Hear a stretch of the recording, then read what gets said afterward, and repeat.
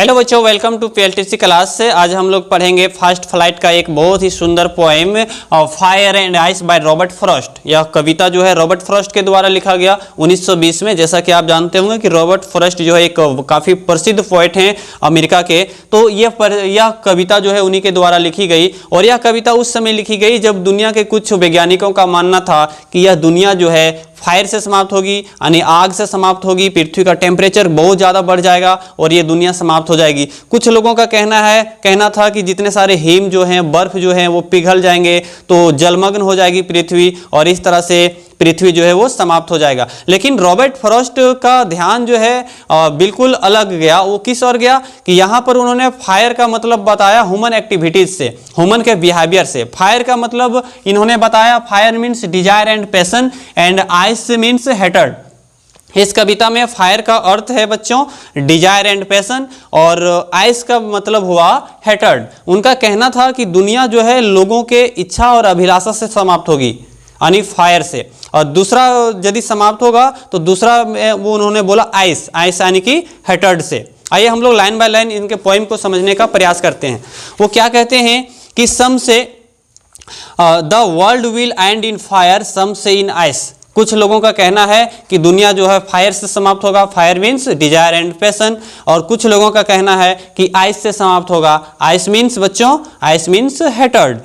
From what I have tasted of desire, I hold with those who favor fire. इनका कहना है कि जहाँ तक मैं इस दुनिया को जानता हूँ, जहाँ तक मैं मेरा जो अनुभव है, मेरा अनुभव यह कहता है कि दुनिया जो है फायर से समाप्त होगा, यानी डिजायर से समाप्त होगा। और कहीं ना कहीं रॉबर्ट फ्रॉस्ट का दूरदृष्टिकोण काफ़ी अच्छा है। बिल्कुल आप देखिए कि प्राचीन समय में जितने सारे नरसंहार होते थे, जितने बड़े बड़े युद्ध हुए, चाहे रामायण का हो, महाभारत का हो, हल्दी घाटी का युद्ध हो, या फिर वर्तमान समय में प्रथम विश्व युद्ध और द्वितीय विश्व युद्ध हो, ये क्यों हुए?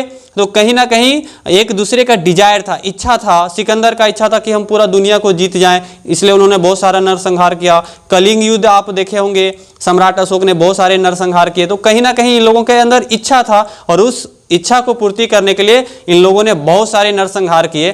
तो यह भी एक कारण हो सकता है दुनिया को समाप्त करने का। दूसरे स्टेंजे पे वो क्या कहते हैं, but if had to perish twice, यदि दुनिया को 2 बार समाप्त होना हो, I think I know enough of hate. तो कहीं ना कहीं हेट भी पर्याप्त है। हेट यानी समझ रहे हैं बच्चों, आइस यानी आइस भी पर्याप्त है, यानी नफरत की भावना भी जो लोगों में आजकल इतनी अधिक जो फैल रही है, ये भी कारण हो सकता है दुनिया को समाप्त करने के लिए। बच्चों आप देखते होंगे कि जब भारत और पाकिस्तान का विभाजन हुआ तो बहुत सारे हिंदू मुस्लिम के बीच दंगे हुए, गुजरात दंगे आप सुने होंगे।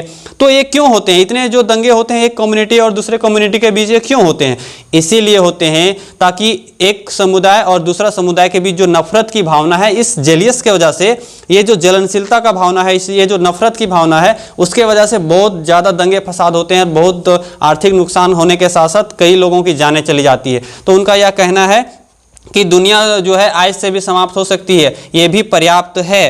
To say that for destruction ice is also great and would suffice, यानी आइस को भी हल्के में नहीं लेना है, यानी कि ये जो नफरत की भावना लोगों में जो आजकल पनप रही है, इसको भी हल्के में नहीं लेना है, ये भी सफिस है, यानी कि ये भी पर्याप्त है दुनिया को समाप्त करने के लिए।